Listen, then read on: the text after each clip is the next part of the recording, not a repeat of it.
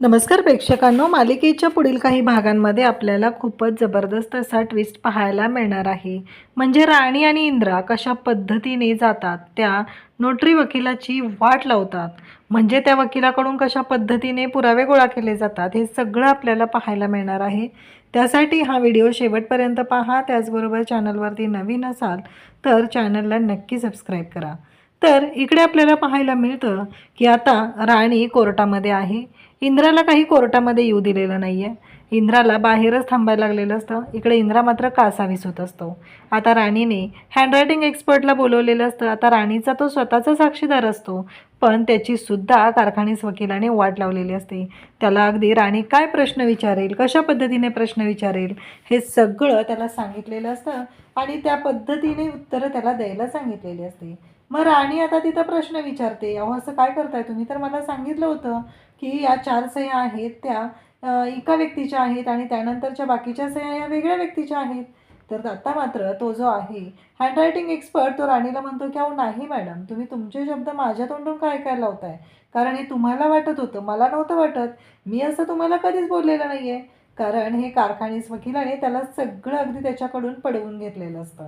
कारण त्याला मॅनेज केलेलं असतं. आता कारखानीस वकील आजपर्यंत 99 केसेस कसा जिंकलाय हे तर आपल्या लक्षात आलेलंच आहे.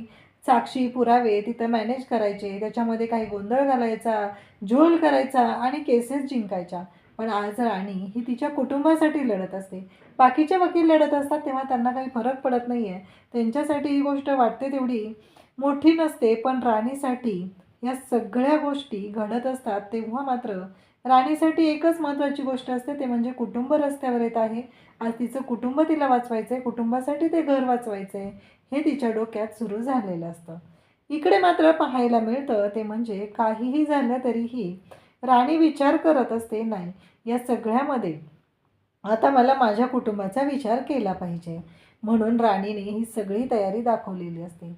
त्यासोबतच इकडे पाहायला मिळतं की राणी आता जजसाहेबांना म्हणते की जजसाहेब, मला एक संधी हवी आहे. कारण मी आत्तापर्यंत तुमच्या पुढे पुरावे साक्षी सादर करत आले, पण ही न्यायदेवता आहे. कुठाही व कोणावरही अन्याय होऊ नये यासाठी ही न्यायदेवता इथे आहे. मला फक्त तुम्हाला एकच गोष्ट बोलायची की मला एक संधी हवी.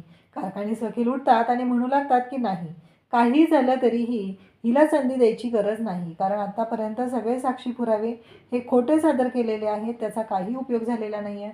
कोर्टाचा वेळ घालवण्याचा हा सगळा प्रयत्न चालू आहे.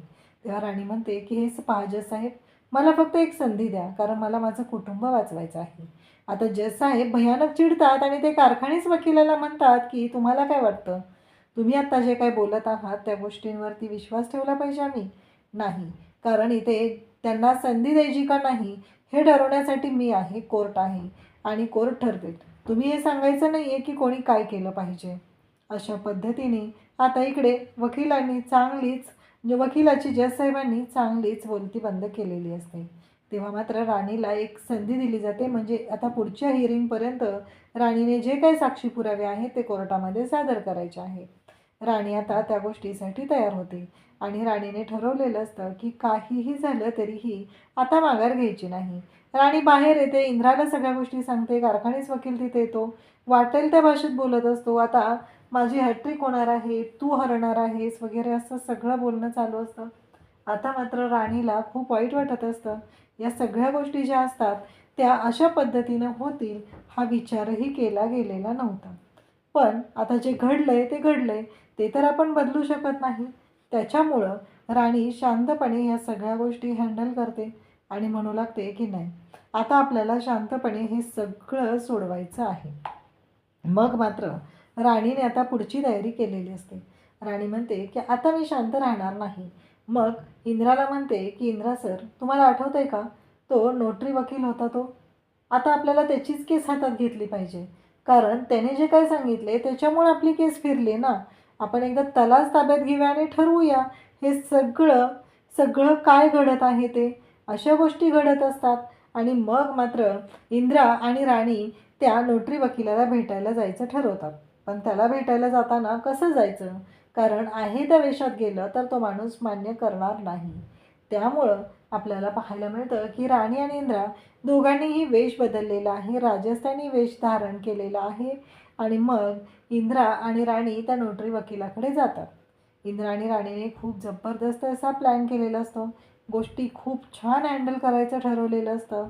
आणि त्यानंतर आता मात्र ते तिथं पोचलेले असतात. राणीने ठरवलेलं असतं की आता करायचं काय, कारण आता ह्या माणसाने कोर्टामध्ये ज्या पद्धतीने सिच्युएशन मांडलेली आहे, आपण सह्या केलेल्या आहेत आणि प्रॉपर्टी नावावर करून दिलेली आहे, हे सगळं घडत आहे, तर आपल्याला असंच काहीतरी केलं पाहिजे.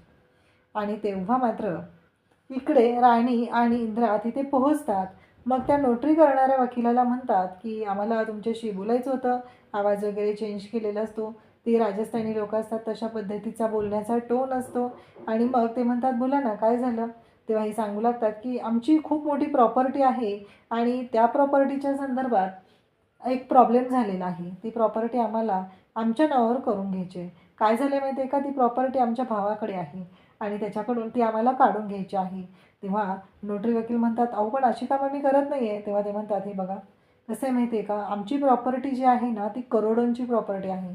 तुम्हाला आम्ही देईल, अगदी भरपूर अमाऊंट देईल. तुम्ही जे मागताय ना त्याच्या दुप्पट अमाऊंट मी तुम्हाला देईल, तुमची जी फी आहे त्याच्या तुलनेत. प्लीज एवढं काम करून द्या, असं सांगितलं जात असतं. तेव्हा मात्र तो नोटरी वकील बघू लागतो आणि मग इकडे इंद्राने तर त्याच्या बॅगेतले 500च्या नोटांचे बंडल काढून त्या टेबलवर ठेवायला सुरुवात केलेली असते.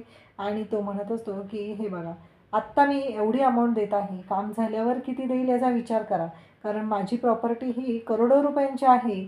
त्यामुळं तुम्हाला विचार करावा लागेल की तुम्ही काय ठरवलं आहे. असं सगळं चाललेलं असतं. आणि तेव्हा मात्र इकडे आता तो वकील म्हणतो की ठीक आहे, आणा तुम्ही कागदपत्र, त्या कागदपत्रांवर आपण सह्या करूया, त्याच्या सह्या झाल्या पाहिजेत. तेव्हा इंद्रा म्हणतो पण तो सह्या करणार नाही आहे ना, कारण तो त्याची प्रॉपर्टी आपल्याला का देईल ना. मान्य आहे मला, मीही त्याच घरचा मुलगा आहे, प्रॉपर्टी माझ्या वडिलांनी त्याच्या नावावर केलेली आहे. पण असंच सगळं जे काही चाललेलं असतं तेव्हा मात्र तो लॉयर म्हणू लागतो की काळजी करू नका, सहीचा नमुना आहे का तुमच्याकडे.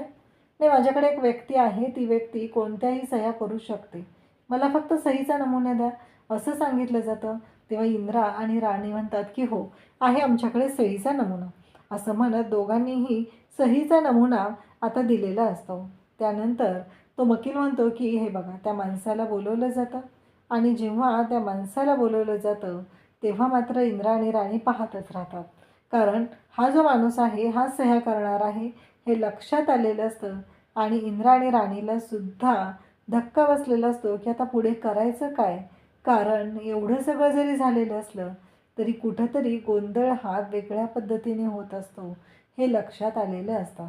आता राणी आणि इंद्रा दोघंही त्या पद्धतीने विचार करत आहेत आणि काय करायचं पुढं हा प्लॅन त्यांचा ठरलेला असतो.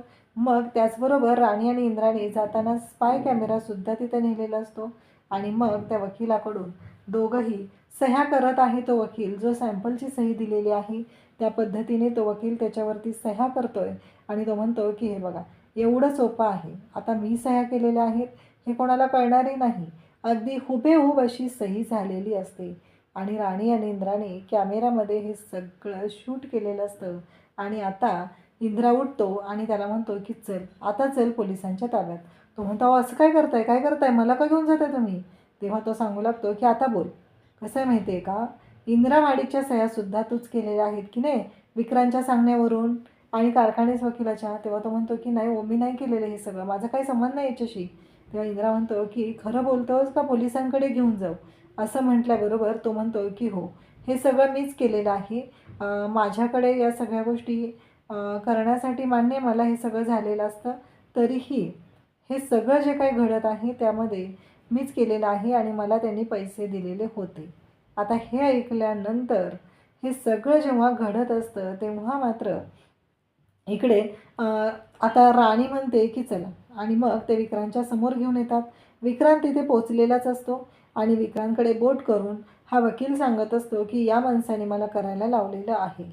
तेव्हा राणी म्हणते की आता जेलमध्ये चढायचं, कारण तू दुसऱ्यांना अडकवण्यासाठी एवढं काम करतोस, तू दुसऱ्यांना सोडवण्याचा कधी विचार करत नाही आहे. अंगावर हा काळा कोट चढवलेला आहे, तो न्यायासाठी चढवलेला आहे, अन्याय करणाऱ्या लोकांना न्याय मिळवून देण्यासाठी हे सगळं केलेलं आहे, म्हणजे ज्यांच्यावर अन्याय होतो त्यांच्यासाठी हे केलेलं आहे.